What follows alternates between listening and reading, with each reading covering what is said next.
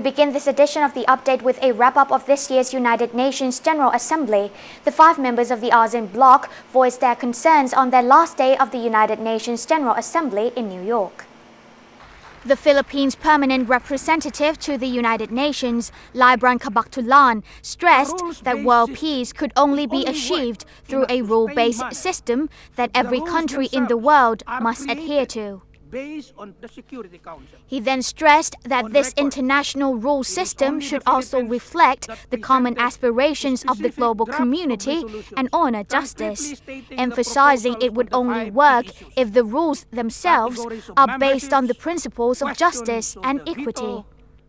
Cabactulan said to achieve the system, a reform within the UN itself is a must, especially that of the Security Council. And while addressing the UN General Assembly, Myanmar's Foreign Minister Wongcha-um called for a lift of economic sanctions and restrictions from his country. He said Myanmar was taking steps closer to democracy by improving its processes for democratization, economy, and social development. However, he voiced concerns that the efforts to improve the livelihood of the Burmese people were hampered by the current economic sanctions imposed by some of the world powers. The Myanmar Foreign Minister also added that the rulers of the country have made cautious reforms to the regime, including the release of its pro-democracy icon and Nobel laureate Aung San Suu Kyi. Mr. President, Meanwhile, Cambodia's Deputy Premier and Foreign Affairs Minister Hon Nam Hong discussed global economic instability and food insecurity to the 193-member assembly. Nam Hong called for a global economic reform amid financial instability in the United States and the Eurozone. He said the global economy is, right now, somewhat fragile and that risks and challenges would be clouding the exit of the crisis. He urged for a quick responses to long overdue reforms to accelerate growth and bring the world economy out of the crisis. He also emphasized that Asia has now become an essential part in the global economy and is leading ahead with the global recovery.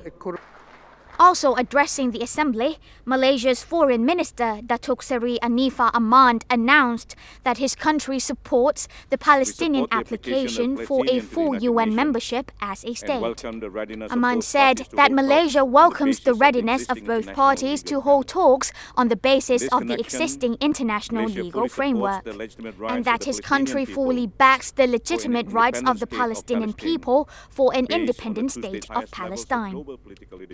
Ahmad also expressed frustrations at years of talks without results. He said patience and prudence have its merits, but they must not result in paralysis. At the same time, Indonesia also voiced a strong support for recognition of the Palestine as a state. Indonesian Foreign Minister Marty Natalegawa said an historic injustice against the Palestinians must be corrected. He also stressed that Indonesia's support for the Palestinians to live in freedom, in peace, justice and dignity in their own homeland has been steadfast and will continue unabated. Natalegawa added, Indonesia strongly supports Palestine's quest for a full membership of the UN as well, since such membership is consistent with the vision of the two-state solution of just and comprehensive peace in the Middle East. And Thailand's Foreign Minister Surapong Tawichakchaikul praised the uprisings in the Middle East and North Africa, as well as expressed that he is proud with Thailand's recent general election. He told the UN Assembly that the reforms in the Middle East and North Africa have led to unprecedented transition and popular uprisings, underscoring the significance of people's aspirations and the need to adequately respond to them. Surapong also compared Thailand's democratic movement with North Africa and the Middle East to the Assembly. He noted that although his country had experienced political unrest, it still had taken another step in the democratic process. And the past July 3rd election in Thailand is an evidence of the country's resilience to Thai democracy. The 66th United Nations General Assembly ended on Tuesday, September 27th in New York. ASEAN TV news team of Thai News Agency reporting for ASEAN TV. Now on to the Philippines. Slum dwellers in the Philippine capital rummaged through their flattened homes Thursday as villages on remote farms battle floods 2 days after a monster typhoon killed at least 35 people. Authorities warned that the death toll from Typhoon Nezat would continue to climb, with 45 people still missing and more accidents likely as tens of thousands of people struggled with the storm's aftermath. Many of the missing were fishermen who set sail ahead of the storm despite warnings to remain on land. The Philippines endures an average of 20 storms annually, many of them deadly. But Nezat was one of the worst for the year, largely due to an enormous rain band that pummeled virtually all of the main island of Luzon. Nezat was approaching southern China on Thursday, forcing Hong Kong authorities to order a lockdown in the Chinese territory with the closure of financial markets, schools, and transport services. Manila was also similarly brought to a standstill on Tuesday as rain flooded large parts of the Philippine capital and storm surges smashed seawalls protecting the city's historic bayside area. Residents in slums along Manila Bay continued to pick through the rubble in a struggle to rebuild on Thursday. An official said it would take many days to clear fallen trees, billboards, and other debris across the city. Akanit Wichiancharan of Thai News Agency, ASEAN TV. Next up, Malaysian Higher Education Minister Mohammed Khaled Nordin said qualified international postgraduate students may be allowed to work in Malaysia. He said universities can recommend good students who can work in Malaysia, and the government in turn can suggest that the Immigration Department issue them work visas. Mohammed Khaled said this after attending the Malaysia International Scholarship or MIS presentation ceremony at his ministry in Putrajaya, and added that such students would help contribute to the country's aims of increasing its skilled workforce. 9 students received scholarships at the event, and a total of 111 MIS awards have been handed out to international students from 27 countries this year. Thai News Agency team reporting for ASEAN TV. On to related developments, the Vietnamese President has been on a 3-day state visit to Malaysia to enhance the relations between the two neighbors, while Malaysian King Tunku Sinaw Abidin expressed hope that Malaysia and Vietnam will continue to strengthen the existing relationship and cooperation so that peace and stability in the ASEAN region can be preserved.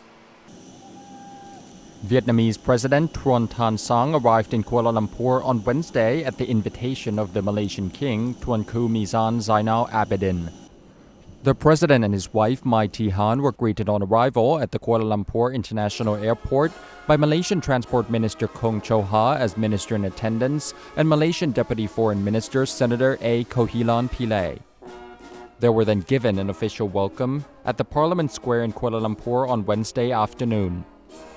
Later in the evening, a state banquet was held in honor of visiting Vietnamese President Truong Tan Sang and his wife at the Istana Negara. King Tunku Mizan said during the banquet that despite various challenges, he was confident that cooperation between the two countries could be further developed, especially after the establishment of Malaysia-Vietnam diplomatic ties 38 years ago. Also present at the banquet were Queen Tunku Nur Zahira, Malaysian Prime Minister Najib Tun Razak, and wife Rosmah Mansor. President Truong is in the nation's capital for a 3-day visit to Malaysia to reciprocate the state visit to Vietnam by Tunku Mizan and Queen Tunku Nur Zahira in March of 2009. Akanit Wichiancharan of Thai News Agency, ASEAN TV. Meanwhile, democracy activists freshly tested the new Myanmar government's avowed tolerance for dissent by gathering peacefully on Monday at a central landmark in the country's biggest city in honor of massive protest 4 years ago. 4 truckloads of riot police and 2 prison vans stood nearby, but police did nothing to interfere with almost 60 activists who held a prayer vigil at Sule Pagoda in Yangon. However, police harassed or stopped marches in other parts of the city. A nominally civilian but army-backed government that took power earlier this year from a decades-long ruling junta, has said it will liberalize politics, but it still continues to hold about 2,000 political prisoners. Demonstrators at Suli Pagoda said they were making the September 2006 crackdown on protests led by Buddhist monks that brought as many as 100,000 people onto the streets of Yangon until the army quashed them with deadly force, which several dozen people were believed killed and thousands jailed. One of the organizers said they vow to hold similar activities on the 26th of every month to let the people's voice be heard.